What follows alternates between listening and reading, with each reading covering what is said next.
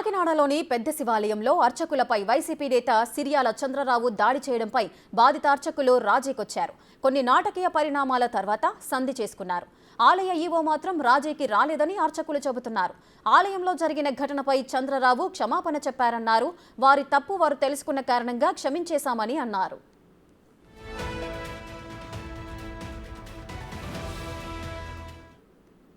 నిన్న సోమవారం నాడు కొంచెం జనాలు రష్గా ఉన్న వాళ్ళని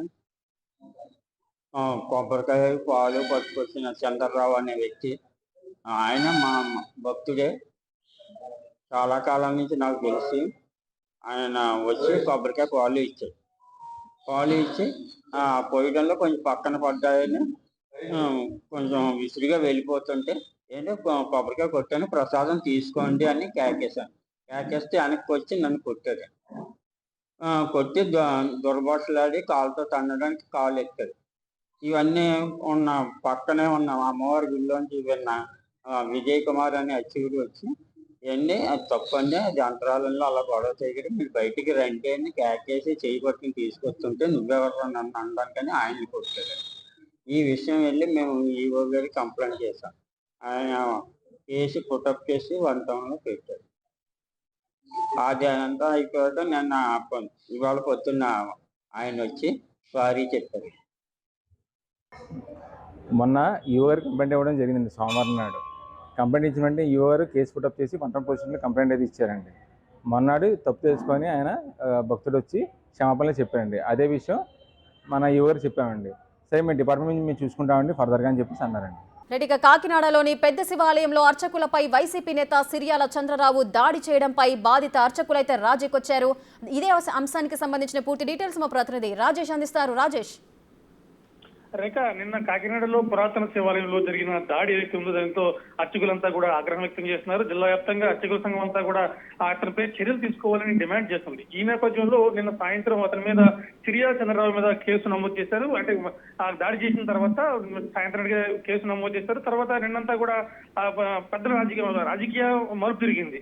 ఇంచుమించుగా వైసీపీ నేతలందరూ కూడా ఆ శివాలయానికి వెళ్లి అర్చకుడిని బతిమాడుకుని కేసు విత్డ్రా చేసుకునే విధంగా ప్రయత్నాలు చేశారు. ఈ నేపథ్యంలోనే వైసీపీ నుంచి అయితే పెద్ద పెద్ద నేతలందరూ కూడా శివాలయానికి వెళ్లారు. ఇంచుమించుగా పార్టీలో సీనియర్ నేతలందరూ కూడా ఆ శివాలయానికి వెళ్లి ఆ అర్చకుడు సౌమ్యజలతో మాట్లాడిన తర్వాత మొత్తం చంద్రరావుని తీసుకువెళ్లి క్షమాపణ చెప్పించి ఆ కేసును విత్డ్రా చేసుకోవాల్సిందిగా వాళ్ళపై ఒత్తిడి చేశారని చెప్పి తెలుస్తోంది. చంద్రరావు కూడా 2-3 సార్లు మాట్లాడినప్పటికీ కూడా ఒకవేళ క్షమాపణ చెప్పడానికి వచ్చినప్పుడు కూడా అదే విధంగా దురుసుగా మాట్లాడటం, అదే విధంగా దుర్భాషలాడటం కూడా చేశాడని చెప్పి అర్చకులైతే వాపోతున్నారు. ఈ నేపథ్యంలో అర్చకులను అయితే మాత్రం వాళ్ళని బెదిరించి వాళ్ళ కేసు ఉపసంహరించుకోమని చెప్పినట్టుగా తెలిసింది.